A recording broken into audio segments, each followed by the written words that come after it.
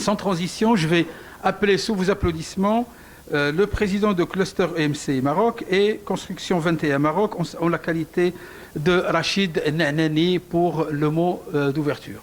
Rachid Nahnani, sous vos applaudissements.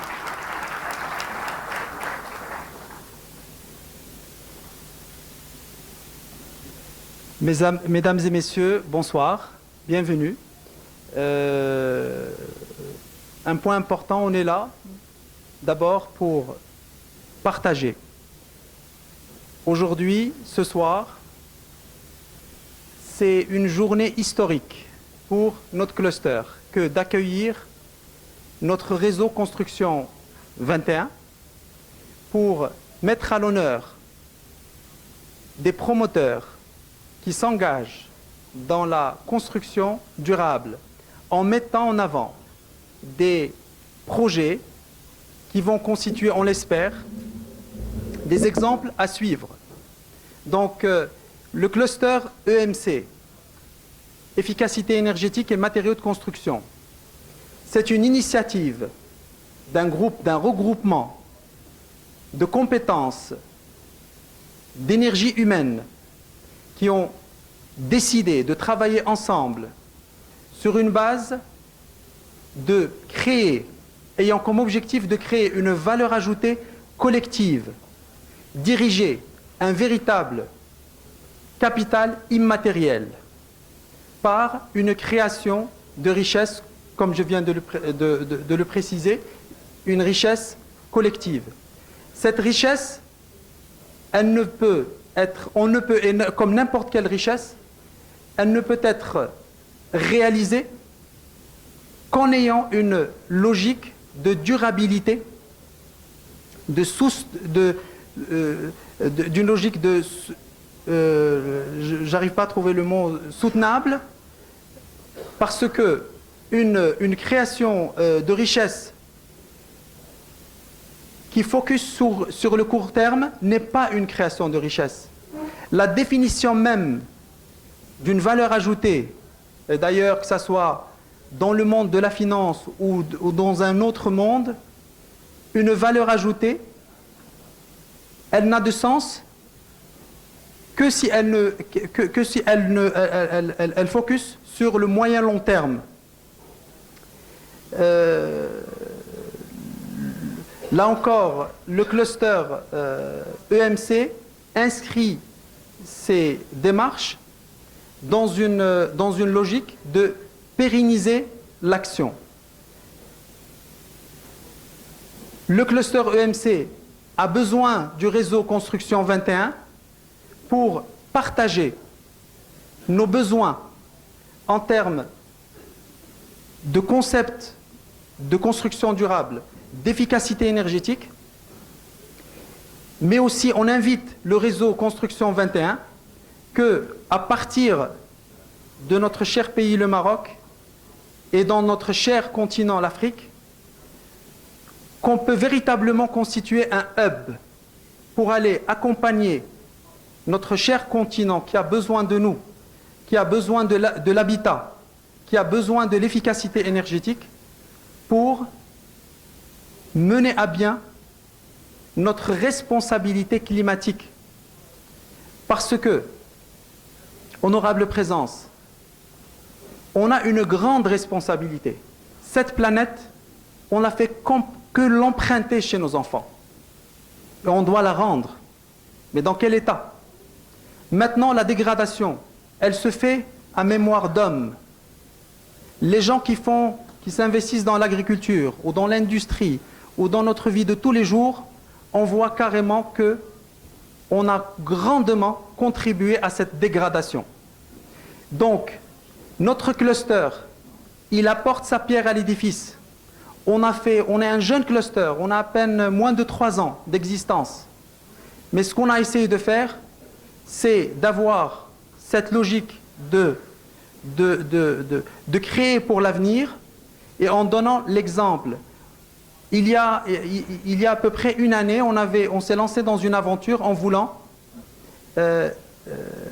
partager, là encore c'est une question de partage, partager une expérience de logement énergie positive. L'idée au départ, c'était vraiment une idée farfelue.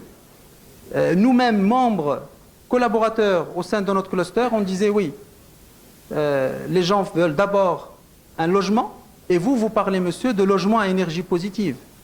Mais l'idée, c'était quoi? C'était de montrer que c'était possible, que c'était viable économiquement, techniquement, et même, je dirais, socialement. Parce que tout le monde a besoin d'un minimum de confort thermique, d'un minimum de confort économique, avec des logements peu consommateurs ou peu gourmands en énergie. Par la suite, donc ce projet-là, pour nous, il se veut comme un démonstrateur pour montrer que c'est possible.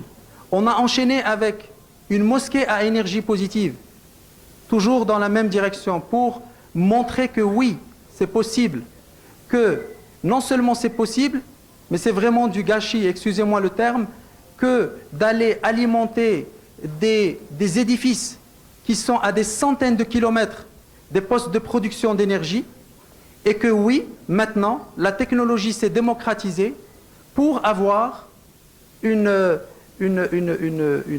édifices, que ce soit un lieu de culte ou autre, qui soient indépendants énergétiquement.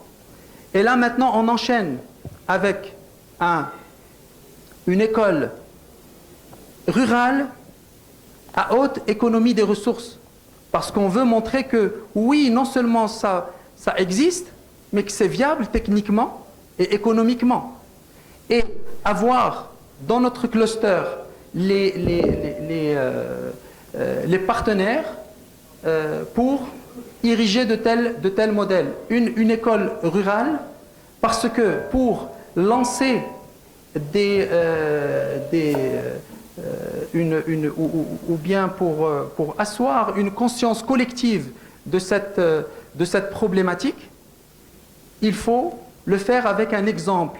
Et l'exemple qu'on se donne aussi, c'est au niveau de la formation même élémentaire. Une école rurale à énergie positive, c'est d'abord montrer que oui, c'est possible, et de montrer et de démontrer à tout le monde que même ces gens qui sont dans des